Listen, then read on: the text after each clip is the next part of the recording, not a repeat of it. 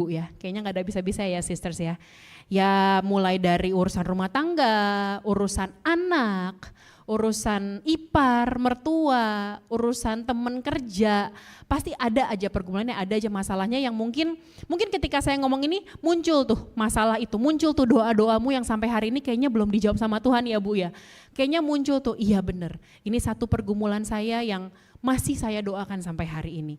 Hari ini saya pengen sharing, saya lebih suka menyebutnya sharing, berbagi sama sister semua, kita saling menguatkan, kita saling meneguhkan. Karena yang namanya sisterhood, artinya kita kayak teman seperjalanan gitu, kita tuh bersama-sama dalam perjalanan ini, kita sisters, kita mau saling menguatkan, kita mau saling sharing. So, sedikit cerita dulu. Mungkin kita dalam ibadah kerinduanku sisterhood, ibadah woman ministry kita nggak terus-terusan khotbah satu arah. Nanti ada kalanya mungkin kita akan undang bintang tamu, mungkin bukan bintang tamu sih sebutnya. Kita akan undang narasumber, kita mungkin akan talk show, kita mungkin akan bikin kelas senam, mau ya? Kita senam bareng ya. Mungkin kita akan bikin kelas makeup class mungkin, biar semangat banget nih ibu-ibu. Biar sisters kalau ada acara atau ke gereja kita grooming bareng-bareng, kita belajar makeup bareng-bareng, kita senam bareng-bareng. Mungkin juga ada kelas tentang health and beauty, mau ya sisters ya. Nanti kita godok sama-sama, kalau misalkan ada dari ibu-ibu yang hadir, yang pengen nyumbang ide atau pengen terlibat secara langsung dalam pelayanan di Kerinduanku Sisterhood, just tell me, bisa hubungi teman-teman di Kerinduanku Church, kita bisa godok bareng-bareng. Oke, kita lanjut dalam firman hari ini. Kita buka dulu yuk di Kisah Rasul 7 ayat yang ke-55 sampai 60. Kita baca bergantian boleh ya sisters? Saya baca ayat yang ke-55, sisters baca ayat 56, begitupun seterusnya kita bergantian. Tetapi Stefanus yang penuh dengan Roh Kudus menatap ke langit lalu melihat kemuliaan Allah dan Yesus berdiri di sebelah kanan Allah. 56 silakan.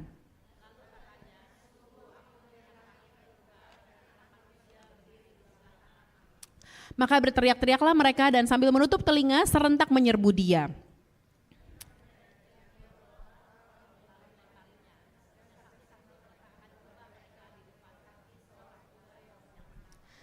Sedang mereka melemparinya, Stefanus berdoa, katanya, "Ya Tuhan Yesus, terimalah rohku." Ayat 60.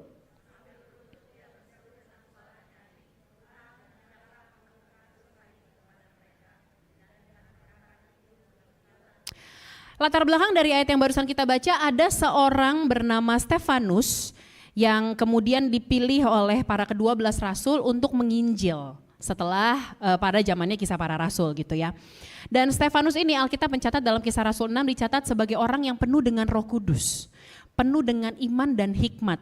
Bahkan ketika Stefanus ini berkhotbah menginjil, sekalipun banyak pertentangan, banyak yang menentang dia, tetapi bahkan orang-orang gak bisa membantah dia karena begitu penuhnya Stefanus dengan hikmat dari Tuhan. Katakan amin dulu. Nah, tetapi pada masa itu kita tahu bahwa orang-orang Kristen yang menginjil tentang Yesus, yang memberitakan tentang Injil, mereka semua dipersekusi oleh pemerintahan, oleh kaum mahkamah agama, oleh imam-imam kepala pada masa itu. Salah satunya adalah Stefanus yang kita tahu matinya kemudian martir dengan dirajam, dilempari dengan batu. Kemudian Stefanus ketika mendapat pertentangan, mendapat segala tuduhan, dia dituduh blasfemi atau menghina Allah. Kemudian Stefanus menyatakan pembelaannya di hadapan mahkamah agama, di hadapan para imam-imam. Menyatakan pembelaannya panjang kali lebar, kemudian itu membuat para imam itu tersinggung, malah jadi tersinggung sama pembelaannya Stefanus, dan mereka kemudian, dan barusan terjadilah ayat yang barusan kita baca. Stefanus bahkan sampai akhir hidupnya dikatakan penuh dengan Roh Kudus, dia menatap ke langit melihat kemuliaan Allah, kemudian dia orang-orang kemudian berteriak-teriak, menutup telinga mereka, menyerbu dia, melemparinya, dan kemudian Stefanus kemudian mati, dibunuh oleh orang-orang tersebut. Hidup orang percaya, again and again, selalu gak bosan-bosan saya katakan, hidup orang percaya gak lepas dari masalah, Bu. Ketika ibu memutuskan untuk ikut Yesus, ketika ibu memutuskan untuk terima Yesus, gak berarti masalahnya beres, selesai, that's it, no. Enggak pernah. Sisters boleh baca dalam seluruh Alkitab, tidak pernah ada dikatakan ketika engkau menerima Yesus sebagai Tuhan dan Juru Selamatmu, maka tenanglah hidupmu, kaya rayalah engkau, tidak ada masalah dalam hidupmu, dan engkau hanya tinggal menanti Yesus datang dan menjemput engkau masuk surga. Enggak ada. Tapi dia berjanji bahwa sekalipun dalam masalah, dia tidak meninggalkan kita, dia menyertai kita sampai pada kesudahannya. Amin. Stefanus orang yang begitu diurapi Tuhan, penuh dengan Roh Kudus dikatakan, tapi tetap pada akhir hidupnya dia mengalami sebuah pergumulan, dia mengalami pertentangan yang begitu hebat, yang begitu luar biasa. Dia bukan hanya menentang orang-orang biasa, tetapi pertentangan terhadapnya datang dari orang-orang hebat, orang-orang yang punya posisi, orang-orang kuat, petinggi-petinggi. Tapi satu yang saya tahu, satu yang saya pelajari ketika membaca Alkitab, setiap orang yang menaruh imannya kepada Tuhan, ujung-ujungnya dilepasin kok. Ujung-ujungnya terima kemenangan kok.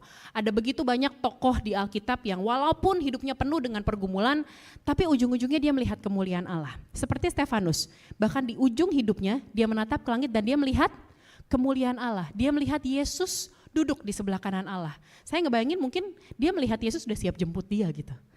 Tokoh, sebut deh, you name it. Dari yang laki-laki dulu misalnya, Daniel, ngalamin pergumulan, hebat banget pergumulannya. Bayangin masuk ke goa singa yang lapar, tapi dilepasin pada akhirnya.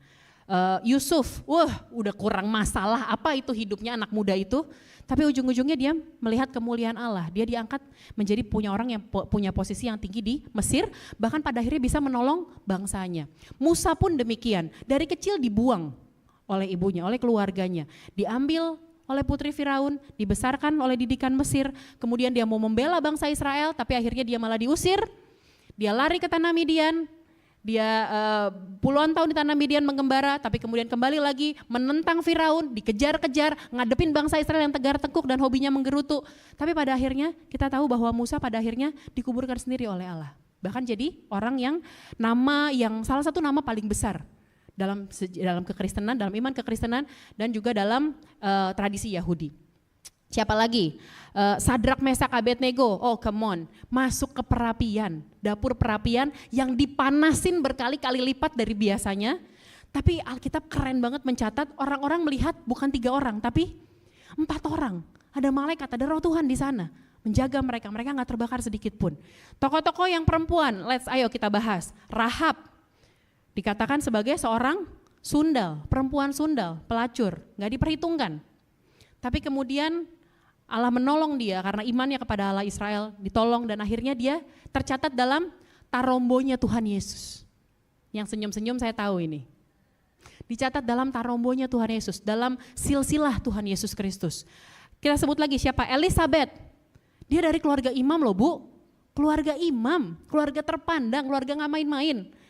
Tapi kemudian dia harus menanggung mandul sampai usia tuanya. Sarah pun demikian, Maria pun demikian. Seorang anak muda umur sekitar 12 sampai 16 tahun harus menanggung pertentangan, mungkin pergumulan, mungkin dia kebingungan untuk tiba-tiba dia hamil belum menikah. Tapi pada akhirnya kita tahu Maria mengandung oleh rahimnya, Tuhan menitipkan bayi Yesus melalui rahimnya. Pada akhirnya hidup kita sebagai orang percaya, ujung-ujungnya pasti kemuliaan. Katakan amin dulu. Bilang sama kiri kananmu, tenang aja, ujung-ujungnya pasti kemuliaan. Tapi sekarang yang menjadi pertanyaan adalah, gimana sih kita bisa meresponi masalah dengan benar, supaya ujung-ujungnya kita melihat kemuliaan. Sekarang itu yang jadi pertanyaan kan, oke kita percaya, iya ada masalah, tapi ujung-ujungnya kemuliaan, oke saya percaya janji itu. Tapi kan real yang kita hadapi, hari-hari yang kita hadapi kan real, air mata yang harus menetes kan real, rasa sakit yang kita hadapi kan real. Gimana sampai akhirnya kita merespon itu dengan benar, sampai akhirnya kita melihat kemuliaan Tuhan. Itu yang kita pelajari hari ini. Sister siap diberkati, amin? Kita baca yuk, ayat yang ke-55, yang tadi kita lihat, ayat yang ke-55, Kisah Rasul 6 ayat 55. Tetapi Stefanus yang penuh dengan Roh Kudus, menatap ke langit, lalu melihat kemuliaan Allah dan Yesus berdiri di sebelah kanan Allah. Poin yang pertama yang saya catat adalah menatap ke langit. Silau, enggak, bukan itu maksudnya. Menatap ke langit artinya apa? Kita pandang Tuhan Yesus. Pandang Tuhan Yesus. 1 Petrus 5 ayat yang ke-10 yuk. Dan Allah sumber segala kasih karunia yang telah memanggil kamu dalam Kristus kepada kemuliaannya yang kekal akan apa? Akan melengkapi, meneguhkan, menguatkan, mengokohkan kamu sesudah kamu menderita seketika lamanya. Ada orang yang kecewa sama saudaranya. Karena kenapa? Misalnya saudaranya kaya, terus bilang, kalau lo butuh apa-apa hubungin gue ya, jangan ragu hubungin gue. Pas dia beneran susah butuh apa-apa dihubungin, nomor yang Anda tuju tidak tahu ada di mana. Atau bilang, pokoknya lo kapan aja butuh gue, kabarin gue. Terus malam-malam kita telepon dia, pura-pura tidur orangnya. Sorry gue udah tidur semalam. Gak ada juga. Makanya kenapa 1 Petrus 5 ayat yang 10 bilang Allah sumber segala kasih karunia yang memanggil kamu dalam Kristus kepada kemuliaannya yang kekal akan melengkapi, meneguhkan, menguatkan, mengokohkan sekalipun kita sudah menderita seketika lamanya. Satu-satunya yang bisa kita andalkan cuma Tuhan Yesus, Bu. Cuma Tuhan Yesus.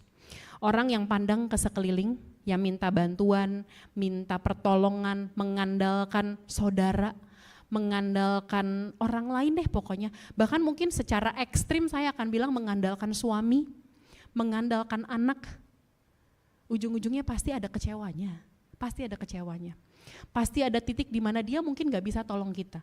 Pasti ada titik mereka punya kesibukan. Mungkin mereka gak bermaksud jahat sama kita, gak bermaksud mengkhianati, gak bermaksud tinggalin, enggak. Tapi setiap orang kan punya kesibukannya masing-masing.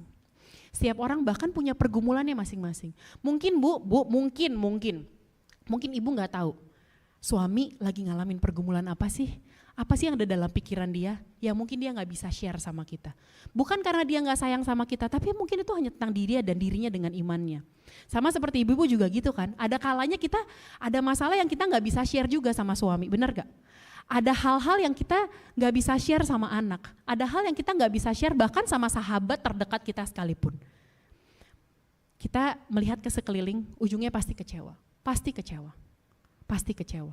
Selama masih darah dan daging, selama masih napak bumi nih, orang-orang masih napak bumi, pasti di satu titik akan buat engkau kecewa. Tapi hari ini saya mau ajak sister semua untuk menatap ke langit. Seperti Stefanus yang dalam tekanan, dia dapat pertentangan dari tadi saya bilang orang-orang kuat, orang-orang tinggi, petinggi, mahkamah agama, para imam-imam kepala, imam-imam besar. Di ujung hidupnya ketika dia tahu dia orang-orang udah bangkit amarahnya terhadap dia, yang dia lakukan adalah menatap ke langit. Daud dalam pertempuran di Ziklag ketika keluarganya diculik, anak istrinya diculik, anak-anak dan istri-istri diculik, hartanya dirampas, seluruh kepemilikan yang gak ada dirampas oleh bangsa Amalek. Kalau sisters baca, saya lupa dalam 1 Samuel sekian lah, pokoknya 1 Samuel 30 kalau gak salah. Yang Daud lakukan adalah, tetapi Daud menguatkan kepercayaannya kepada Tuhan. Menguatkan kepercayaannya. Kalau hari ini mungkin, Bu, kau datang ke tempat ini bela-belain, ada yang dari Bekasi nih Bu Ratna. Ada yang dari Bekasi geng. Tuh ada beberapa dari Bekasi. Ada Cika mah dari Gading deket. Teman-teman pengerja santai dong, Ripka angkat tangannya santai. I know you Bekasi, I know you. Jauh-jauh datang ke sini, saya percaya Tuhan perhitungkan iman saudara. Setiap jeri lelah apa yang saudara korbankan, saya percaya Tuhan perhitungkan karena saudara cari Tuhan. Karena ibu-ibu menatap ke langit. Ibu-ibu bukan menatap ke saya, tapi ibu-ibu semua karena tahu pengharapan datangnya dari Tuhan.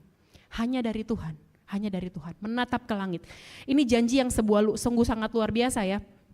Dalam 1 Petrus 5 ayat 10, Allah sumber segala kasih karunia. Memanggil ibu satu-satu Bu, dipanggil your by name. Dia memanggilmu dengan namamu masing-masing. Dia akan melengkapimu, dia akan meneguhkan langkahmu. Kalau engkau lemah, dia akan menguatkan engkau. Kalau engkau goyah, dia yang mengokohkan langkahmu. Kuncinya satu, nyender sama Tuhan aja. Kita ini meleot-meleot Bu, meleot-meleot kita. Tapi Tuhan yang kuat. Makanya kalau nyendernya sama manusia yang sama-sama meleot, dia meleot kita ikutan meleot. Dia lemes kita ikutan lemes. Tapi kalau kita nyendernya sama Tuhan yang kuat, kita meleot sekalipun dia yang topang, gak akan terjatuh. Amin. Gak akan pernah terjatuh, gak akan Tuhan biarinin kita. Ibu pernah lihat gak ada video yang kalau ngetes mobil, terus caranya ditabrakin? Pernah lihat nggak? Mungkin belum pernah lihat, mungkin ada yang udah pernah, mungkin ada yang udah pernah lihat. Cara ngetes mobil bagus, itu caranya dia ditabrakin Bu. Ketika produksi mobilnya, itu dihantam, ditabrakin.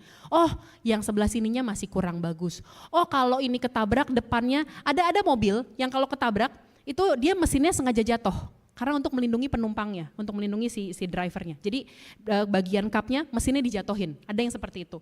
Macam-macam caranya. Tapi yang mau saya katakan di sini, saya bukan lagi mau ngomongin mobil karena saya juga nggak ngerti tentang mobil.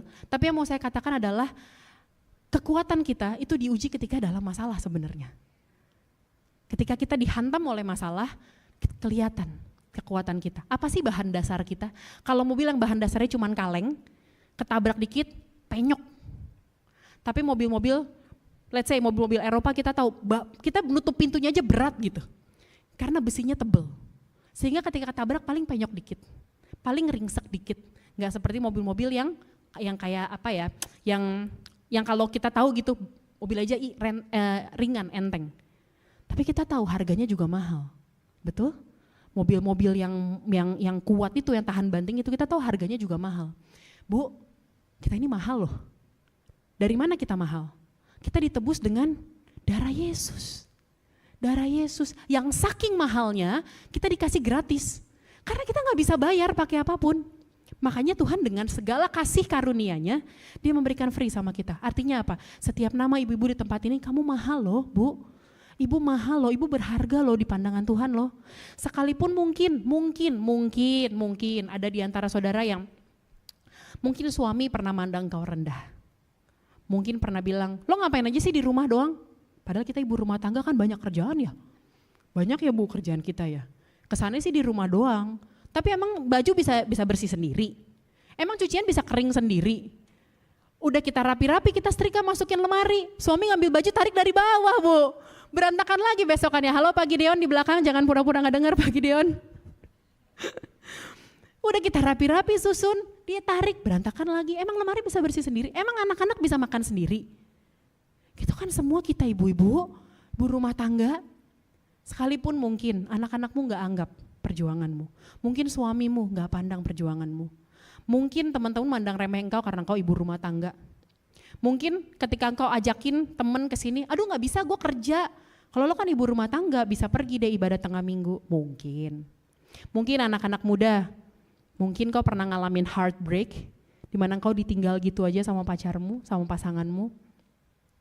Tapi ketahuilah, ketika kau menatap ke langit, Dia sumber segala kasih karunia. Dia meneguhkan engkau, melengkapi engkau, mengokohkan dan menguatkan langkahmu. Diuji, ditabrakin untuk diuji bahwa engkau tuh kuat.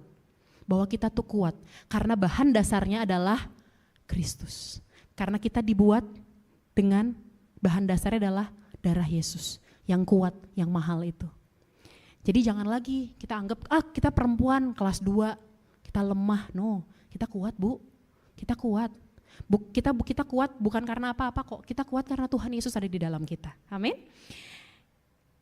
Yang kedua, gimana kita bisa meresponi masalah dengan benar? Tadi yang pertama adalah dengan menatap ke langit, yang artinya adalah pandang Tuhan, fokus sama Tuhan, andalkan Tuhan. Yang kedua 1 Petrus 1 ayat yang ke-6 sampai yang ke-7. Bergembiralah akan hal itu sekalipun sekarang ini kamu seketika harus berduka cita oleh berbagai-bagai pencobaan. Ayat yang ke-7. Maksud semuanya itu, maksud Tuhan apa sih dengan berbagai-bagai pencobaan ini? Kita baca ayat yang ke-7 sama-sama yuk, 3, 2, 1, yuk. Maksud semuanya itu, kemurnian imanmu yang jauh lebih tinggi nilainya daripada emas yang fana, yang diuji kemurniannya, nggak enak Bu, yang diuji kemurniannya dengan api, sehingga kamu memperoleh puji-pujian dan kemuliaan dan kehormatan pada hari Yesus Kristus menyatakan dirinya. Kalau kita lihat tadi dari Stefanus, bagaimana Stefanus meresponi ketika dia dianiaya. Yang kedua adalah dia meresponi dengan menyerahkan semuanya sama Tuhan. Di ayat yang ke-59 ditulis seperti itu. Ayat yang ke-59, sedang mereka melemparinya dengan batu, sedang mereka melemparinya, Stefanus berdoa. Katanya, ya Tuhan Yesus, terimalah rohku. Dia menyerahkan hidupnya sama Tuhan.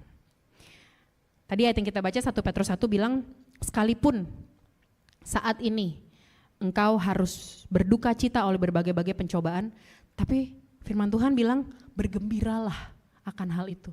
Bergembiralah akan hal itu. Karena dia jelasin maksud semuanya itu, maksud berbagai-bagai pencobaan yang Tuhan izinkan terjadi dalam hidup kita hanya untuk membuktikan kemurnian iman kita yang nilainya jauh lebih tinggi daripada emas. Sekarang harga emas berapa Bu?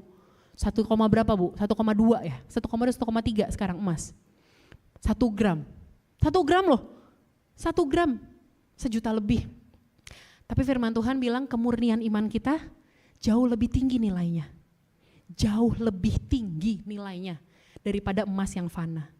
Emas yang orang dunia bilang berharga, yang orang dunia jadikan instrumen investasi mereka, yang orang dunia jadikan tempat mereka menaruh uang investasi untuk berharap profit di masa depan, Tuhan bilang fana.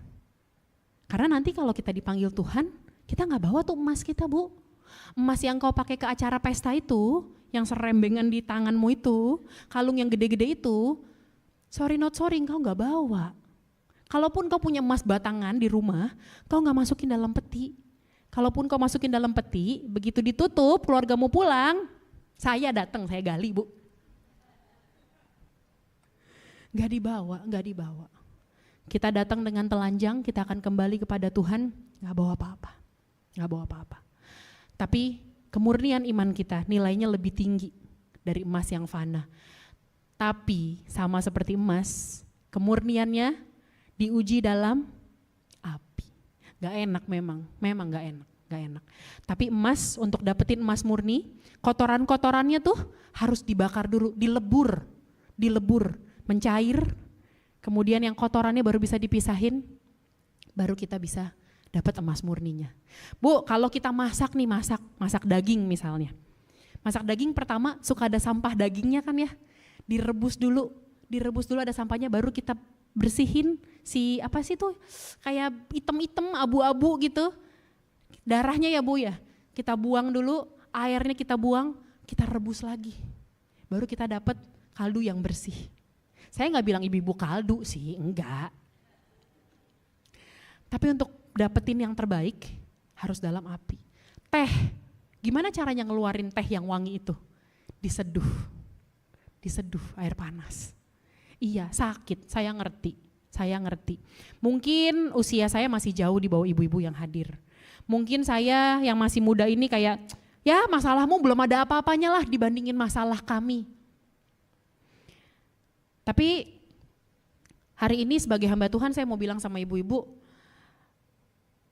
sekalipun saat ini mungkin engkau ngerasa lagi dalam perapian, sedang dalam dapur perapian, tapi ketika kita serahin semua sama Tuhan, sama seperti Sadrak, Mesak, dan Abednego, kita gak jalanin sendiri loh.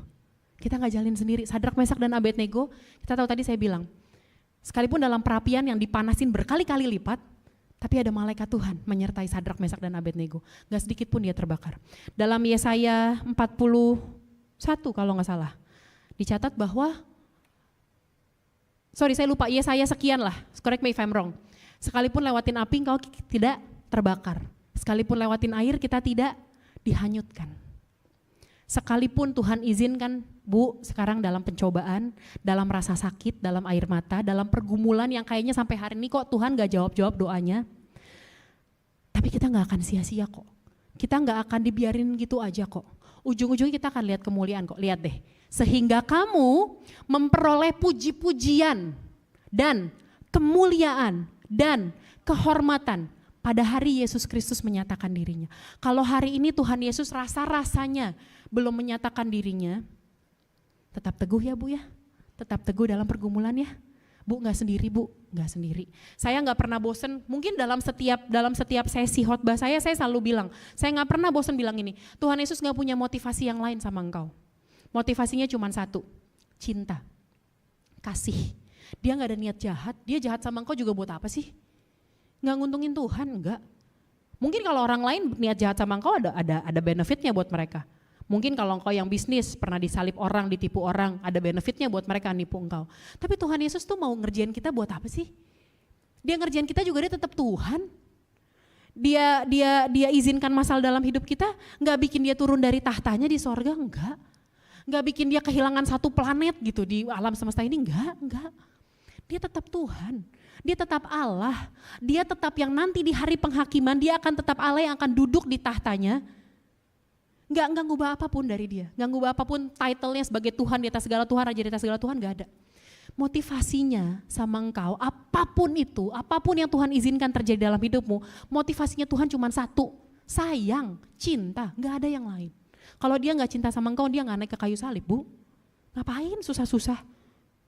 Ngapain kalau dia nggak sayang sama engkau? Ngapain kalau dia nggak sayang sama Ci Ika? Ngapain dia naik ke kayu salib? Cuman karena sayang. Pastor Gideon suka bilang gini, kalau sekalipun di dunia ini cuma ada satu manusia, yaitu saya, Yesus akan tetap naik ke atas kayu salib buat saya. Begitupun buat engkau. Sebut namamu, Bu, hari ini. Sekalipun di dunia ini cuma ada satu nama, yaitu siapa? Sebut namamu masing-masing. Yesus tetap akan naik ke kayu salib untukmu. Segitu cintanya dia sama engkau. Jadi sekalipun Tuhan izinin hari ini kau dalam pergumulan, dalam masalah, percaya, serahin aja sama Tuhan. Serahin aja sama Tuhan. Itu dia ayatnya, Yesaya 43 ayat yang kedua. Apabila engkau menyeberang melalui air, aku akan menyertai engkau. Atau melalui sungai-sungai, engkau tidak akan dihanyutkan. Apabila engkau berjalan melalui api, engkau tidak akan dihanguskan. Dan nyala api tidak akan membakar engkau. Sedikit kesaksian boleh ya, Bu? Ibu tahu kan, tahun lalu 2024, rasa-rasanya saya sama Pastor Gideon itu udah lewat dapur perapian, lewat laut dalam, lewat gelap, lewat segala-galanya deh pokoknya deh kayaknya. Kayaknya hidup ini berat banget, kayak udah gak ada pengharapan banget. Saya ingat ada satu hari, saya masuk ke kamar mama saya cuma nangis, saya bilang, Ma rasanya gelap. Kalau kadang masalah, kadang tahu nih, oh ada masalah, oh tahu nih jalan keluarnya ada di depan, tinggal jalan ke sana. Hari ini rasanya gelap, aku bahkan gak tahu jalan keluarnya apa. Tapi ayat ini meneguhkan saya, Bu. Walaupun untuk mengimaninya, wah butuh iman yang berserah banget deh gitu. Berserah banget untuk bisa mengimani ayat ini. Sekalipun dalam api gak dihanguskan kata Tuhan. Gak dihanguskan. Dalam api yang dihanguskan bukan diri kita. Bukan keberadaanmu. Yang dihanguskan adalah kelemahanmu, pelanggaranmu, dosa-dosamu, segala hal-hal yang gak baik dalam hidupmu. Itu yang dihanguskan sama Tuhan. Keluar dari perapian, kau akan jadi lebih murni. Amin. Serahin sama Tuhan ya. Serahin sama Tuhan ya. Walaupun rasanya sulit, rasanya kita pengen kontrol segala-galanya. Tapi kita tuh nggak tahu masa depan, Bu. Kita nggak tahu A sampai Z. Yang tahu tuh Tuhan. Ujung-ujungnya pasti kemuliaan. Serahin sama Tuhan. Menyerahkan semuanya, segenap keberadaan kita hanya sama Tuhan. Ada 4 hal yang nggak boleh kita sentuh, Bu. Yang pertama adalah persembahan kepada Tuhan. Perpuluhan, gak boleh kita sentuh. Itu haknya Tuhan, itu miliknya Tuhan. Yang kedua, hamba Tuhan. Orang-orang yang diurapi Tuhan. Daud punya kesempatan untuk bunuh Saul. Ketika Saul lagi dalam momen terjeleknya dia. Apa? Lagi buang hajat, lagi buang air besar. Lagi dalam momen lemah banget deh. Daud ada di belakangnya.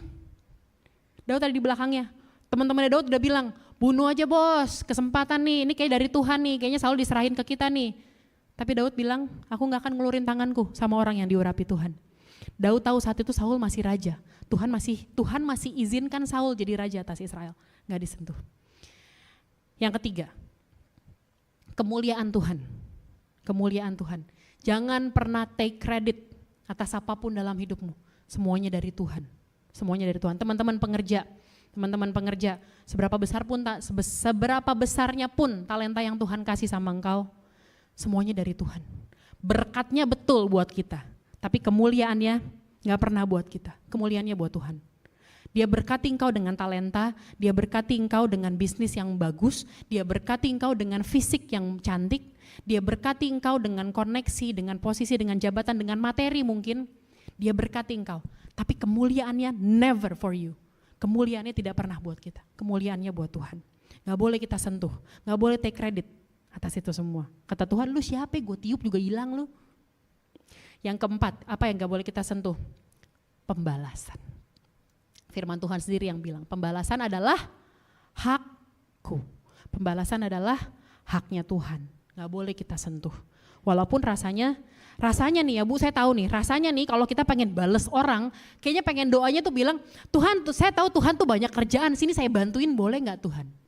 Biar pembalasannya jangan di tangan Tuhan deh, di tangan saya aja deh. Tuhan udah repot banyak kerjaan.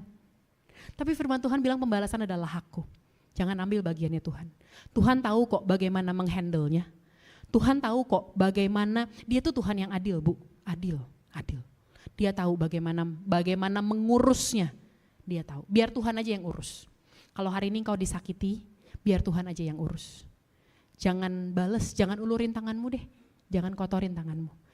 Biar Tuhan dengan segala keadilannya, but dalam segala kasih karunia-Nya, urus hidup kita. Urus, bahkan dia mengurus orang-orang yang menyakiti kita. Tugas kita apa? Serahin sama Tuhan dan jangan taruh benci di sini. Ini nyambung ke poin yang ketiga. Bagaimana kita meresponi masalah dengan benar? Ayat yang ke-60 tadi, Kisah Rasul 7, ayat yang ke-60. Boleh back dulu? Yang ke-60.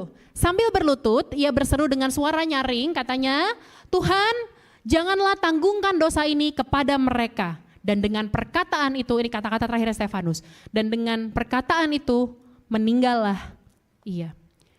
Sama seperti Tuhan Yesus. Kata-kata terakhirnya adalah ampunilah mereka. Sebab mereka tak tahu yang mereka lakukan. Stefanus bilang jangan tanggungkan dosa ini kepada mereka. Stefanus legowo tuh hatinya. Udah ditantangin, dimaki-maki, diteriakin, dilemparin batu. Stefanus bilang jangan tanggungkan dosa ini kepada mereka. Yang ketiga, gimana kita meresponi masalah dengan benar agar kita bisa melihat kemuliaan? Mengampuni yang bersalah kepada kita. Kita dalam doa Bapa kami, apa? Bagian mengampuni dibilang apa? Ampunilah kami akan segala kesalahan kami, seperti kami juga mengampuni orang yang bersalah kepada kami. Sekarang pertanyaannya nih Bu, saya tanya Bu, bagaimana Ibu mengampuni orang yang bersalah kepada Ibu? Masih nyimpen? Masih iya gue ampunin, gue hitung tapi. Lihat nih pada waktunya. Mengampuni tapi bilang, oh gue baik sama dia lebih baik sama gue bisa lebih baik. Tapi kalau dia jahat sama gue bisa 100 kali lebih jahat. Siapa yang pernah ngomong kayak gitu? Bagaimana kita mengampuni sekarang pertanyaannya? Dalam doa yang Tuhan ajarkan sendiri, bagaimana kita berdoa? Dia bilang ampunilah kami akan kesalahan kami sama seperti kami mengampuni orang yang bersalah kepada kami. Bagaimana engkau mau diampuni sama Tuhan? Habis-habisan kan? Gak diperhitungkan lagi kan? Dan do it. Saya ngomong ini juga geter Bu. Saya ngomong ini juga gemeter saya. Ini saya ngomong bukan cuma sama ibu, makanya saya bilang tadi sharing. Saya ngomong ini juga, firman Tuhan kan kayak pedang bermata dua ya. Nusuk ke yang disampaikan, nusuk juga ke yang menyampaikan. Bagaimana kita mau diampuni sama Tuhan? Demikianlah kita mengampuni orang yang bersalah kepada kita. Orang yang gak mau ngampunin itu ibarat kata kayak orang yang nyimpen bangkai tikus di mana-mana Bu. Bawa tas nih, taruh bangkai tikus di dalam tasnya. Kemana-mana bilang bau ya bau. Bahkan orang bisa cium baunya. Tapi udah tahu bukannya diambil bangkai tikusnya dibuang, tapi disimpan terus. Dikekepin terus, dipelukin terus. Sambil terus mengeluh ini bau. Bodoh ya, bodoh kan. Udah tahu itu masalahnya. Udah tahu itu yang gak enak, yang nyakitin, yang bikin dia menderita. Tapi dipegang terus. Ada satu kutipan, saya lupa dari siapa, bilang orang yang mengampuni itu melepaskan seorang tawanan, melepaskan seorang prisoner, tawanan penjara, narapidana. Dan mengetahui bahwa narapidana itu adalah dirinya sendiri. Kita mengampuni itu bukan buat orang yang salah Bu, kita mengampuni buat diri kita sendiri. Kita mau bebas kan, mau damai sejahtera kan, pergumulan dalam hidup udah banyak kan, ampuni, lepasin pengampunan. Beberapa waktu yang lalu saya ngelainin ada seorang anak muda, cerita sama saya, bilang begini, Kak saya kepahitan, saya gak bisa ngampunin, tiap hari saya berdendam, rasanya saya benci rasanya. Oh kenapa? Sama siapa? Sama mama saya. Dia cerita, terus kemudian saya tanya, mama kamu masih hidup? Dia latar belakangnya bukan orang percaya by the way. Kemudian ketika dia gereja saya tanya, mama kamu tahu kamu ke gereja, kamu terima Yesus? Dia tahu. Mama saya udah meninggal Kak. Terus pertama saya bilang, orangnya udah meninggal. Kenapa kamu masih simpen dendamnya? Emang masih simpen marah, emang kamu bisa bikin apa? Kamu mau gali kuburannya? Terus mau diapain? Petinya mau diapain? Jenazahnya mau diapain? Gak bisa ngapa-ngapain juga. Yang lucunya dia bilang gini, enggak Kak, mama yang udah meninggal itu mama angkat. Saya dendam sama ibu kandung saya. Karena saya dibuang dari kecil. Saya gak pernah tahu mukanya, saya gak pernah tahu namanya, saya gak pernah tahu wujudnya, saya gak pernah tahu. Saya dendam sama dia. Saya lebih ketawa lagi. Kamu nyimpen dendam sama orang yang kamu gak kenal. Kamu umurnya berapa sekarang? 20 sekian, 25 kalau gak salah. 25 tahun kamu simpen dendam sama orang yang kamu gak tahu. Kemudian saya tanya, mama sambung kamu baik gak orangnya? Baik banget Kak, dia sayang banget sama saya. Terus kenapa masih simpen dendam? Sama orang yang kamu gak kenal sekalipun dia ibu kandungmu. Buat apa? Buat apa? Buat apa coba? Gak tahu orangnya siapa, gak tahu namanya siapa, gak tahu wujudnya kayak apa. Terus disimpan, terus dibawa puluhan tahun, padahal dia kemudian diangkat anak oleh seorang ibu yang baik. Oleh seorang perempuan yang baik yang menyayangi dia. Orang yang gak mengampuni, menurut saya orang yang gak mengampuni itu orang yang sombong. Karena apa? Karena gak mau taat. Tuhan bilang ampunin, lepasin. Tapi gak mau, dikekepin terus, dipegangin terus. Hari ini siapa yang nyakitin kau Bu? Saya ajak ibu-ibu untuk lepasin pengampunan. Biar ibu pulang ke tempat ini jauh-jauh dari Bekasi, gak sia-sia. Balik ke Bekasi macet-macet nih nanti, gak sia-sia Bu. Tapi engkau keluar dari tempat ini lega. Ngapain datang ibadah siang-siang, bisa tidur di rumah, bisa nonton sinetron yang ketinggalan semalam Cinta Yasmin. Itu mama saya sih. Mah, halo Mah.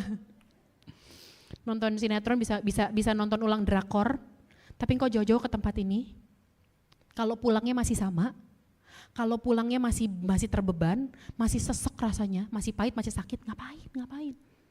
Mendingan pulang, tidur, masak di rumah.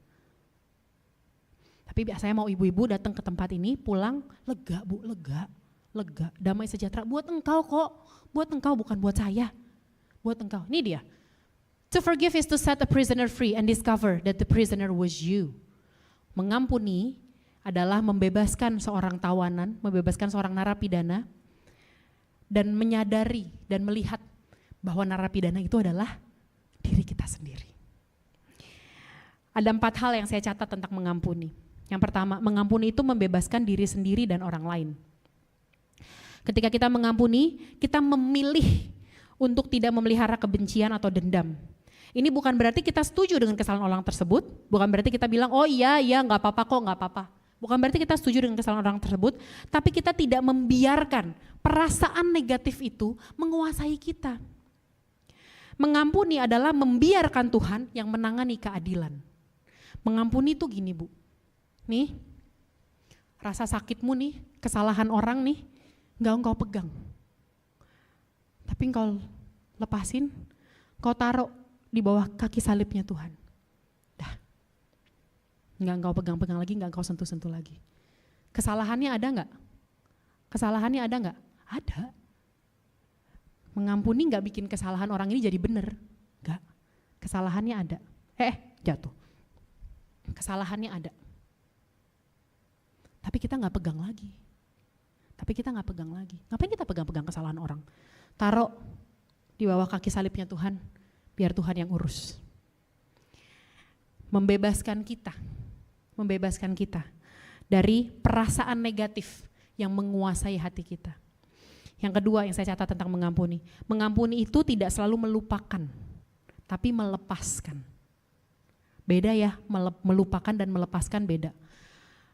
Forgive, ada orang bilang forgive and forget, ampuni dan lupakan.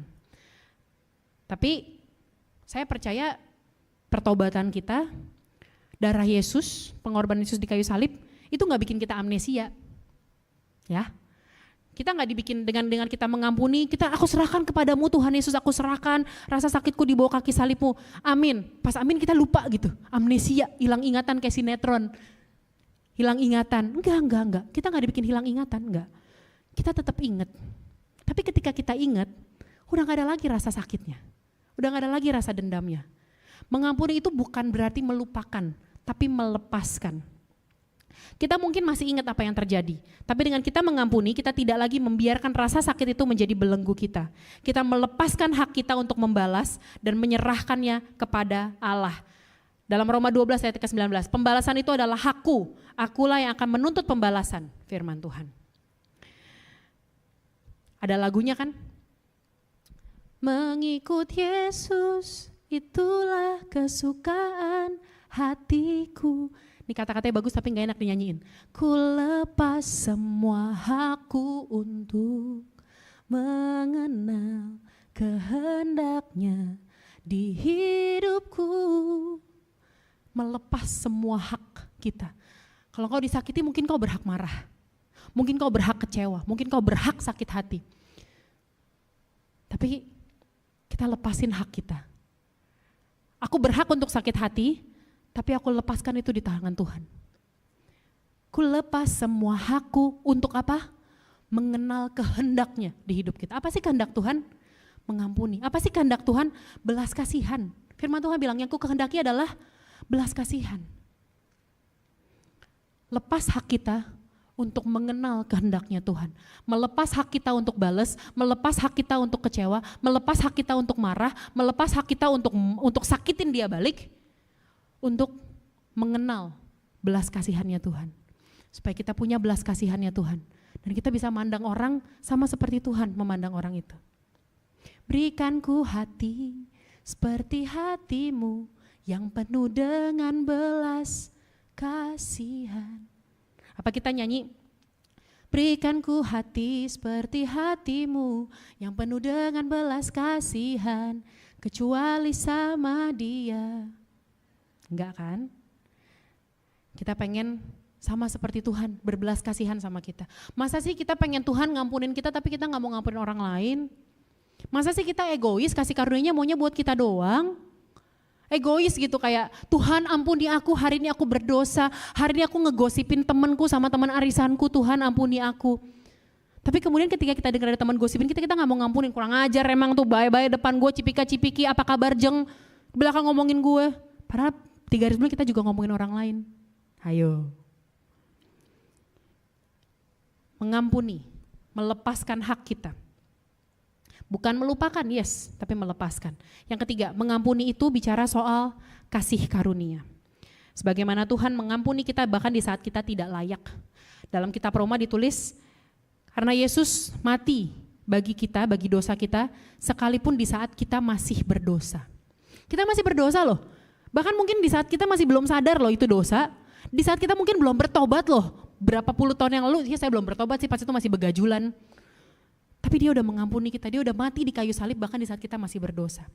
Mengampuni itu bicara soal kasih karunia. Ketika kita mengampuni orang lain, kita mencerminkan kasih karunia itu. Kita menjadi agen kasih karunia-Nya Tuhan. Supaya ketika kita merasakan kasih karunia Tuhan, kita pengen orang lain juga bisa merasakan kasih karunia-Nya Tuhan. Tadi saya bilang, jangan egois Bu, jangan egois. Kita merasakan kasih karunia Tuhan, kita merasakan indahnya hidup dalam kebaikan pengampunan Tuhan yang sempurna. Kita juga harus mau bikin orang lain merasakan kasih itu. Merasakan kasih karunia yang indah itu. Yang melegakan itu, yang melepaskan itu, yang memerdekakan itu. Yang keempat, yang terakhir. Mengampuni, saya undang teman-teman pemusik dan teman-teman WL. Mengampuni itu sebuah keputusan, bukan perasaan. Mengampuni gak selalu mudah, gak langsung terasa enak. Tapi itu adalah keputusan untuk taat kepada Tuhan dan percaya Tuhan pulihin hati kita. Mengampuni itu artinya kita gak pegang kendali lagi. Gak lagi pegang kendali. Mengampuni itu bukan kayak ngerasa, iya deh kayaknya rasa-rasanya udah gak sakit deh, gue ampunin deh.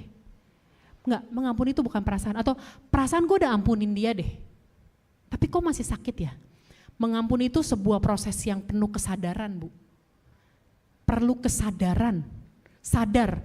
Mengambil keputusan, hari ini aku ambil keputusan Tuhan, aku mau melepaskan rasa sakitku, aku mau taruh di kakinya Tuhan, aku mau mengampuni, aku mau lepas, aku mau bebas.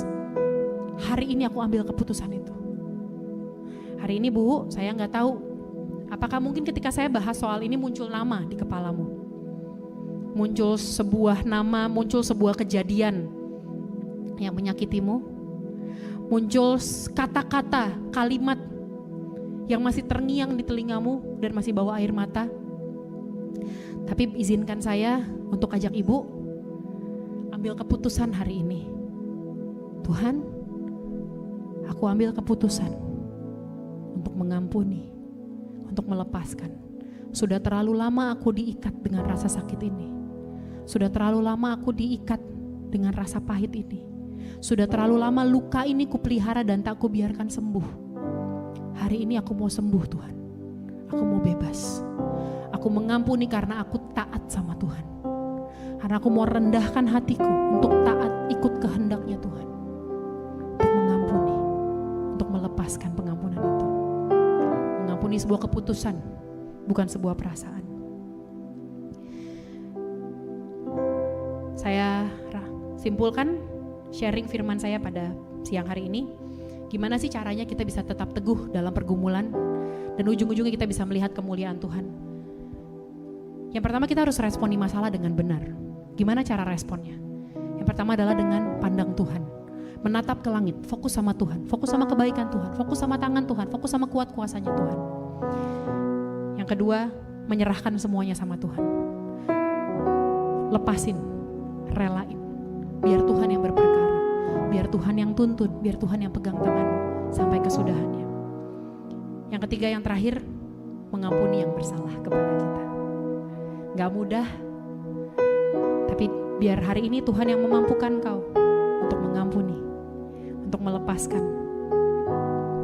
Agar kau pulang dari tempat ini sama seperti judul khotbahnya, teguh dalam pergumulan. Sekalipun pergumulannya ada, sekalipun masalahnya gak hilang, tapi kita bisa meresponinya dengan respon yang baru. Tapi hati kita lega, hati kita gak lagi terbeban, nangis terus. Tapi masalahnya ada, tapi kita tahu kita jalanin gak sendiri. Ada Tuhan yang urus pergumulan itu. Amin. Sama-sama kita bangkit berdiri yuk.